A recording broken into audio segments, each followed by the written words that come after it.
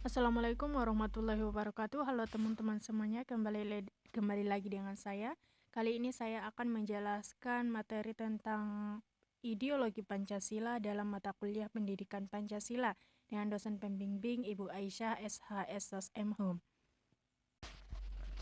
Pancasila sebagai dasar filsafat serta ideologi bangsa dan negara Indonesia bukan terbentuk secara mendadak dan bukan hanya diciptakan oleh seorang sebagaimana yang terjadi pada ideologi lain di dunia. Ideologi dalam arti sempit dapat dipahami sebagai seperangkat gagasan yang memuat penjelasan terhadap realitas, cita-cita, nilai yang ingin dicapai, dan cara mencapai cita-cita tersebut yang menjadi pedoman bagi suatu komunitas untuk bertindak yang diakui dan dinyatakan secara tersurat oleh komunitas tersebut. Sedangkan dalam arti luas ideologi mengandung pengertian sama, hanya tidak dinyatakan secara tersurat sebagai ideologi.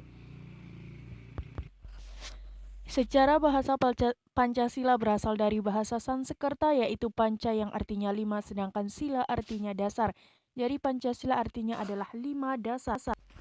Arti kata ideologi merupakan gabungan dari bahasa Yunani yaitu ideos dan logos yang berarti tujuan, cita-cita, sudut pandang, pemikiran, dan pengetahuan. Pancasila sebagai ideologi negara Indonesia sudah menempuh beberapa periode, yang dimulai dari periode zaman Orde Lama. Pada masa ini merupakan masa awal membangun negara Indonesia. Pancasila dijadikan pedoman dan ideologi negara, namun pada kenyataannya masih banyak penyelewengan dari ideologi negara ini.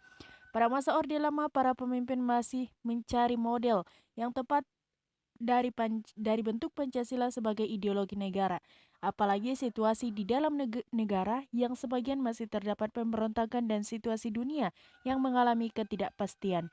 Pada Orde Baru, pemerintah berkomitmen untuk mengamalkan nilai-nilai Pancasila dalam kehidupan berbangsa, bernegara, dan kehidupan setiap negara Indonesia sehari-hari hingga lahirlah beberapa butir Pancasila dan pedoman penghayatan dan pengamalan Pancasila. Setelah masa Orde Baru tumbang diakibatkan oleh penyelewengan dari nilai-nilai Pancasila kemudian berganti dengan masa reformasi.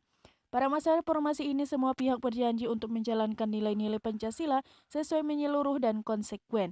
Beberapa pasal kebijakan dan peraturan negara yang dianggap bertentangan dengan nilai Pancasila dihapuskan atau diganti dengan peraturan yang sesuai dengan senapas dengan nilai Pancasila. Pancasila sebagai ideologi negara sekaligus sebagai sumber hukum di atas sumber hukum negara atau Pancasila dijadikan sebagai sumber dari segala sumber di Indonesia. Pancasila yang berasal dari kearifan lokal dalam masyarakat kita, yang pertama itu adalah silaturahmi, yang kedua adat istiadat, yang ketiga gotong royong, yang keempat beragama, yang kelima musyawarah, yang keenam saling menghargai dan beradab.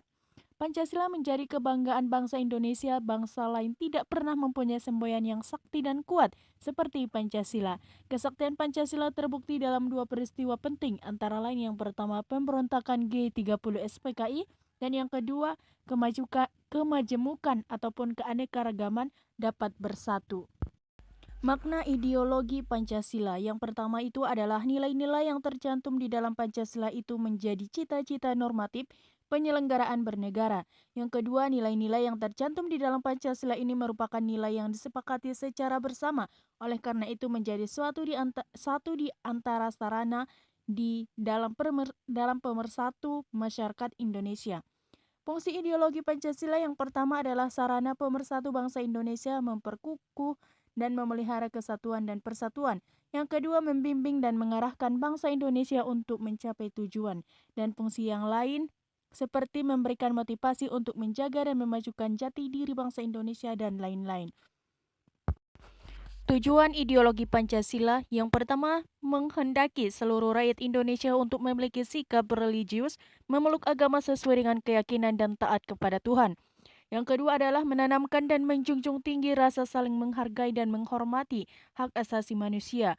Yang ketiga menciptakan bangsa yang nasionalis dan menanamkan rasa cinta tanah air kepada seluruh rakyat Indonesia tanpa terkecuali.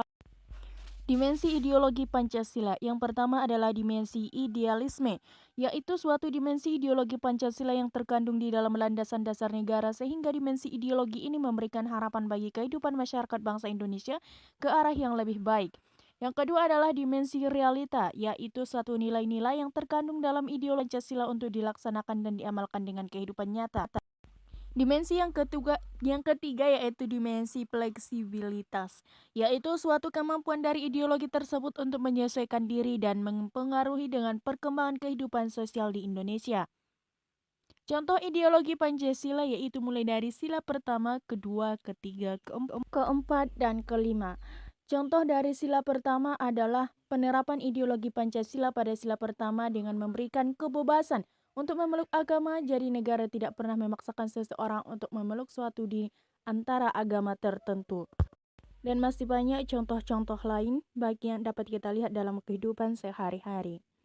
Cukup sekian yang dapat saya sampaikan, kurang lebihnya saya mohon maaf dan terima kasih.